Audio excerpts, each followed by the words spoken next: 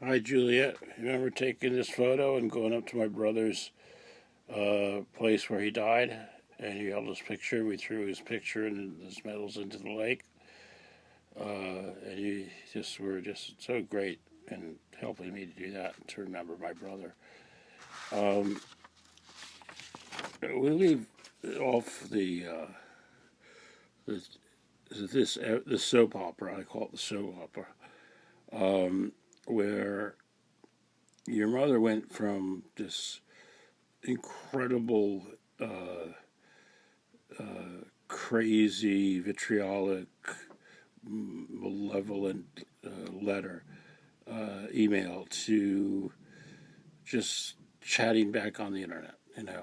I think somebody told her, a lawyer told her, is that don't do that. It's going to get you in trouble. It could get you know, you, well, we'll see how long that lasts. The only email I had from her after that was December 19th. And she told me that you sprained your ankle in gym class and saw the doctor. I asked her to write you a birthday card. She doesn't want to. I'm talking to her every so often to see if she'll agree to write, and she gets less depression and anxiety, and I'll try.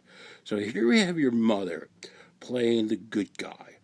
She's making you the bad person, all right? And this is only 2 months ago, or, my birthday. She said she asked you to write me a birthday card. You said you didn't want to. She tried to talk you into it. You said no way. And so you remember whether this happened or not. Um, I can't, I don't know what happened. At this point, I could not believe anything your mother says because I was so confused about that email. I called a psychiatrist friend of mine and I told him about the story, and I read him the email, and I said, how does a person do this to somebody else, and how do they say so angry and uncaring and unsympathetic after 2 years of not seeing the person, knowing what they must have been through, and it's just like they have no sympathy. It's just like this doesn't seem to match the person Lori seems to be, like a good person some of the times. He asked me, have you ever heard of the term covert narcissist?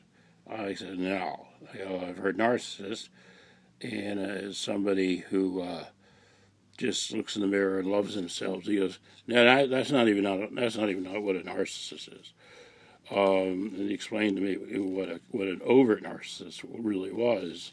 And then I looked up covert narcissists, and I went to a lot of websites to research, and it was like a 20-point thing where you check the boxes, and your mother hit like 19 out of them, and it shook me to the core because the guy was describing your mother. He wasn't describing somebody he knew. He wasn't describing general population.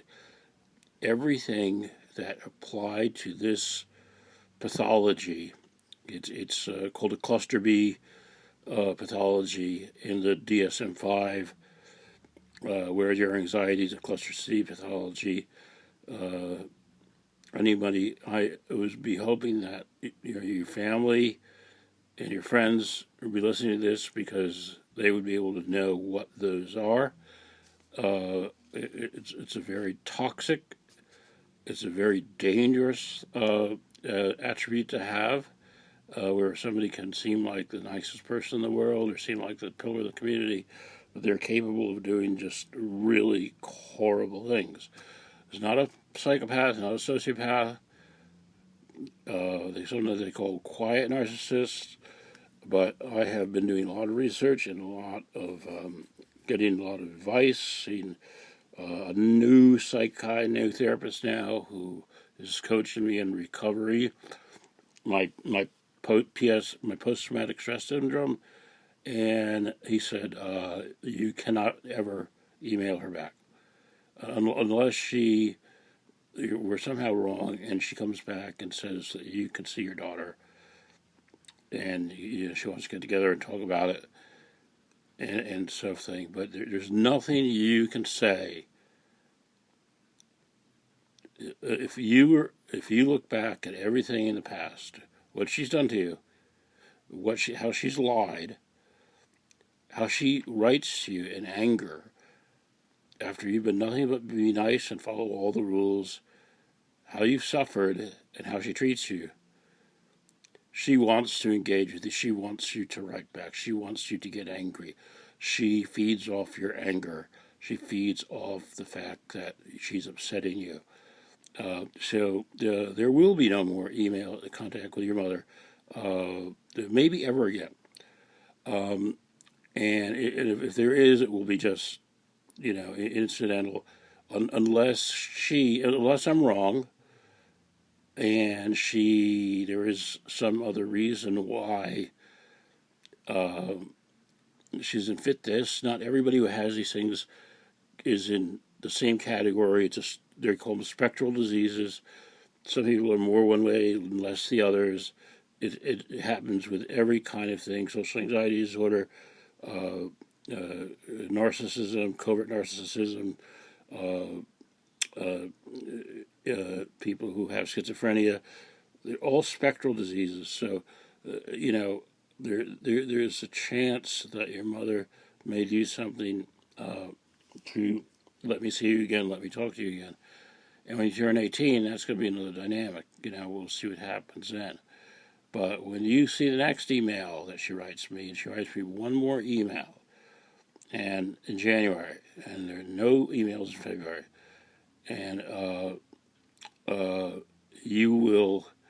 it'll be conclusive, because the next email is so bad that it's unbelievable. And I can't say it's not unprovoked, because she said I wasn't allowed to see, I didn't have permission to see any or talk to anybody at the school.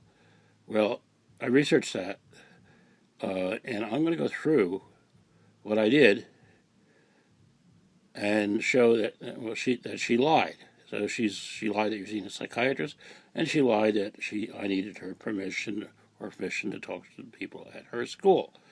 Okay, and that will be the next video.